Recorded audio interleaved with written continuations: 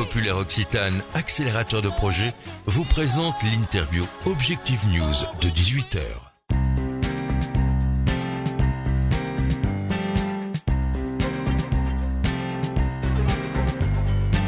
Bonsoir, bienvenue sur objectifnews.tv. Nous sommes en compagnie de Jean Iglesias. Bonsoir. Bonsoir. Vous êtes coordinateur départemental de l'UDI 31. Vous étiez très récemment aux côtés de Jean-Louis Borloo lors de sa venue à Toulouse. Il a d'ailleurs considéré la métropole régionale comme une cible prioritaire pour votre parti, votre nouveau parti. Quel est votre travail aujourd'hui ? Mon travail est d'unir les forces du centre en Haute-Garonne. Je dirais que ce travail est déjà en grande partie accompli et la deuxième phase de mon travail sera d'organiser les élections au sein de l'UDI de la Haute-Garonne qui auront lieu courant avril ou courant mai. Il s'agira de désigner un président ? Exactement, au suffrage universel direct. Vous serez candidat ? Vraisemblablement. Vous préparez un certain nombre d'échéances, en priorité évidemment les municipales de 2014, mais aussi Jean-Louis Borloo l'a dit à Toulouse, tous les scrutins à venir, régionales comprises. Il s'agit d'un travail de long terme. C'est un travail de long terme et je serais tenté de dire qu'en 3 mois, l'UDI a déjà accompli un très important travail. Il faut être conscient que l'UDI est un parti nouveau, qui n'a que 3 mois d'existence et nous sommes déjà en phase d'ascension très conséquente. C'est-à-dire, quand vous dites en phase d'ascension, c'est-à-dire au niveau des adhésions, est-ce qu'on peut les estimer ? Alors c'est difficile d'estimer les adhésions, mais nous avons quelques clignotants qui s'allument, notamment lors de la venue de Jean-Louis Borloo, organisée en l'espace de quelques heures, de quelques jours. Nous avons été confrontés à un afflux de personnes assez inimaginable. C'est-à-dire que nous avons dû refuser des militants, ce qui nous donne une image assez fidèle de l'engouement que génère la création de l'UDI, au-delà d'ailleurs de la personne de Jean-Louis Borloo. Quelles sont aujourd'hui les valeurs de l'UDI ? Quelle est sa ligne politique ? Alors, la ligne politique de l'UDI est très proche de ce que j'appelle l'âme toulousaine, la modernité, la tolérance, la discussion, l'absence d'ostracisme, de profondes valeurs européennes, le sens du dialogue et le fait que si tout le monde est pour ces valeurs-là, non ?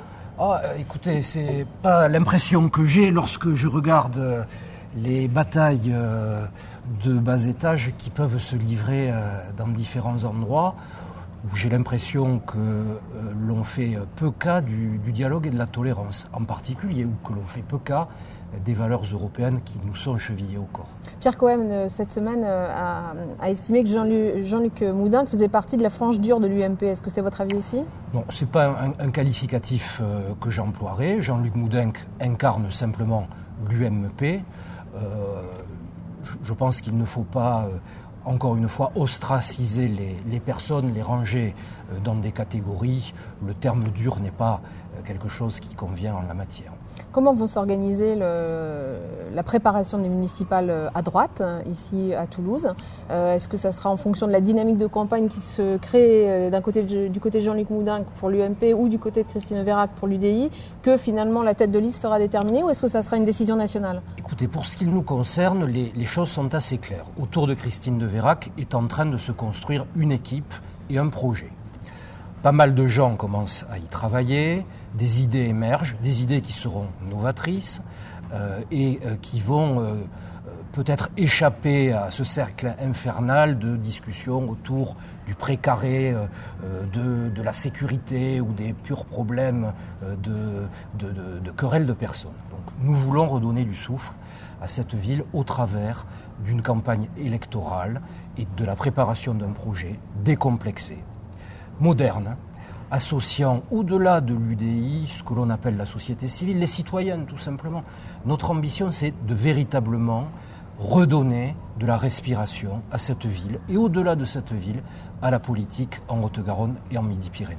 Alors justement, certaines villes au niveau national ont été ciblées par l'UDI. Est-ce que c'est le cas aussi en région ? Est-ce qu'il y a des villes déjà que vous avez dans votre viseur ? Nous y travaillons. Alors je ne vais peut-être pas citer des villes aujourd'hui pour ne pas créer Vous les avez bien citées au niveau national. On les a citées au niveau national, mais je pense qu'il faut que les choses se mettent en place progressivement.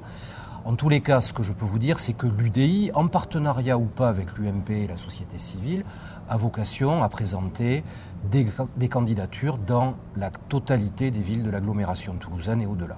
Aujourd'hui, dites-nous en quelques mots quelles seraient vos ambitions pour Toulouse ? Je voudrais, encore une fois, je me répète peut-être, que cette ville retrouve du souffle et de la respiration. Lorsque Jean-Louis Borloo est venu, il nous a dit quelque chose qui nous a frappé, parce que nous sommes Toulousains finalement, et nous ne nous rendons peut-être pas toujours compte de la façon dont cette ville évolue. Il nous a dit quelque chose qui nous a frappé. Si vous n'aviez pas aujourd'hui Airbus et EADS, vous seriez rangé au rang de Châtellerault. Je ne sais pas pourquoi il a dit Châtellerault d'ailleurs, mais c'est assez marquant. J'espère en tout cas que ce n'est pas une ville que vise l'UDI. C'est assez marquant dans les esprits. Cette ville a besoin de rayonner à l'extérieur. Elle a besoin de rétablir un dialogue qui n'existe plus entre un certain nombre de couches de la population. Il y a une imperméabilité totale entre le centre-ville et la périphérie de Toulouse. Cette ville est asphyxiée sur le plan des transports. Cette ville n'a pas d'autre pivot sur le plan économique que celui de l'aéronautique, qui est le moteur de cette ville. Qu'est-ce qui vous distinguerait finalement entre... qu'est-ce qui peut distinguer l'UDI d'IPS ? Là, pour la ville de Toulouse, parce que les transports, c'est aussi des questions évidemment dont s'est saisi le Parti socialiste. Prenons cet exemple. Est-ce que, sincèrement, on peut penser qu'on va résoudre le problème des transports à Toulouse en créant des bus en site propre ou en créant une ou plusieurs lignes de tramway? Est-ce que ce n'est pas une vision à courte vue du déplacement urbain? Donc ça, c'est une question technique.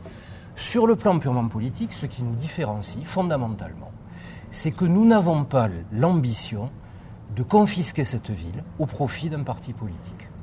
C'est-à-dire que l'UDI, dans son projet municipal, n'a pas l'ambition d'administrer seule cette ville. Elle a l'ambition de faire émerger ses idées, son dialogue. Mais aujourd'hui, ce que l'on constate, c'est que cette ville est peu ou prou confisquée au profit d'un parti politique. Et ça, c'est une vision du 19e siècle. Ça serait la même chose avec l'UMP. On ne peut pas considérer aujourd'hui qu'une ville telle que Toulouse puisse être administrée par un seul parti politique. Notre ambition, c'est celle de l'ouverture. C'est celle de toutes les bonnes volontés que j'appelle d'ailleurs à nous rejoindre dans le cadre de l'élaboration du projet municipal. Merci Jean Guézis. Merci à vous.